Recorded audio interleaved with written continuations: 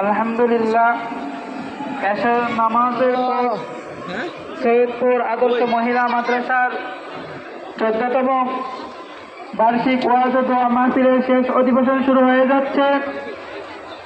এখনো যারা আমরা বিভিন্ন জায়গায় ঘোরাফেরা করতেছি, অতি সত্বর আমাদের মাহফিলের প্যান্ডেলের নিচে চলে আসেন। আমাদের দাওয়াতি মেহমানরা সবাই চলে আসছেন। ইনশাআল্লাহ একের পর এক আপনাদের সামনে বয়ান পেশ করবেন।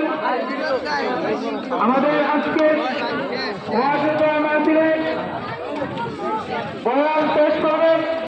সূরা কাউসার তেলাওয়াত করেছো, সূরা ইখলাস তেলাওয়াত করেছো। এই তোমার একটা তেলাওয়াত তোমার জন্য জান্নাতের এই কোরআনুল কারীমের জবান আল্লাহ খুলে দেবে।